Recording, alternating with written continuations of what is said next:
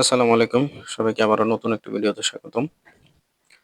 কিছুদিন আগে আপনাদেরকে দেখিয়েছিলাম যে আমার যে খামারের পিছনে যে ঘাসের বাগানটি ছিল, সেটা বন্যায় নষ্ট হয়ে গেছে। তো সে কারণেই ঘাসের বাগানটি পুরা কেটে ফেললাম। কেটে ফেলার পর বলেছিলাম যে এখানে কিছু চাষ করব। তো সেটারই প্রস্তুতি নিচ্ছি। তো কিছুদিন আগে একটা ভিডিও দিয়েছিলাম যে আমি মাটিটি হাল বাওয়ানো হলো ট্রাক্টর দিয়ে। তো সে কারণেই আজকে রোদের ব্যবস্থা করছি। কারণ এখানে প্রচুর পরিমাণে গাছগাছালি থাকার কারণে এখানে রোদ কম আসতো। সে কারণেই কিছু গাছ ছেটে দিলাম। যে ভিডিওটি দেখলেন সেখানে যে গাছ ছিল সেটা কাটলাম। আর এখানে আমাদের আগে যেহেতু বাগান ছিল, কিছু ডাব গাছ আছে। তো কিছুক্ষণ পরে আমরা ডাব পেড়ে খাবো ইনশাল্লাহ। তো প্রথমে হাল বাওয়ানোর পরে এখানে প্রচুর পরিমাণে আমরা যারা ঘাস চাষ করি তারা জানতে পারবেন যে এখানে প্রচুর পরিমাণে গাছের যে নিচের অংশটা সেটা থেকে যায়।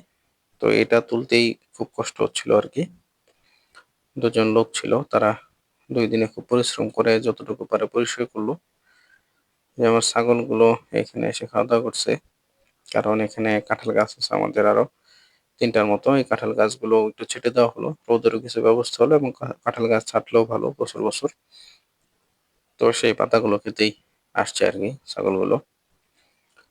তো এই যে কলা গাছটি দেখতে পাচ্ছেন এটা এখানেই হঠাৎ করেই হইছে আরকি। কোনো পাখির বিষটা থেকে বা যেকোনো জায়গা থেকে হইছে। তো সেটা আর কাটলাম না। দেখি যেহেতু প্রাকৃতিকভাবেই হইছে থাকুক। তো রবিনকে দিয়ে কিছু ডাব পাড়ালাম। যেহেতু আজকে প্রচুর পরিমাণে গরম। এখানে কাজ করতে যেয়ে সবারই একটু অবস্থা খারাপ, পানির পিপাসা লাগছে। তো ভাবলাম যে ডাব যেহেতু আছে তো কিছু ডাব খাই আরকি। তো যেহেতু শীতের সিজন, জানি না এখান থেকে আরো ডাব খেয়েছি। আজকে শীতের কারণে বা হালকা, হালকা শীত, আজকে প্রচুর কুয়াশা পড়ছে সকালে। তো সেটার কারণে হয়তো ডাবটা মিষ্টি লাগতে পারে। যেমন খেজুর গাছ যদি একটু জলাশয়ের বাইরে থাকে, তো সেটার কারণে ওই খেজুরের রসটা অনেক প্রচুর পরিমাণে মিষ্টি হয়। তো ডাব খেলাম আমরা আজকে। তো মোটামুটি যতটুকু পরিষ্কার করা যায় ততটুকু পরিষ্কার করা হলো। পরিষ্কার পরে কিছু বীজ নিয়ে আসছি বাজার থেকে। গতকালকে কিনছি এই যে 12 মাসি ভুট্টা যেটা বলে দেখালাম আপনাদের টেঙ্গা এটা। এটা হচ্ছে মূলা, যে মূলাটা মোটা হয় আরকি। পল্লবী কোম্পানিটা আসলে কতটা ভ্যারি করে জানি না। তো যাই হোক, আরেকটা কিনেছি লাল শাক। এটাও ছিটিয়ে দেওয়া হবে যেহেতু স্বল্পমেয়াদী প্রজেক্ট। তাই 15-20 দিন বা 1 মাসে যা হয় আরকি। তো যে জায়গাটা এখানে আছে, এখানে প্রচুর পরিমাণে গাছ আছে কিছু বড়, বড়।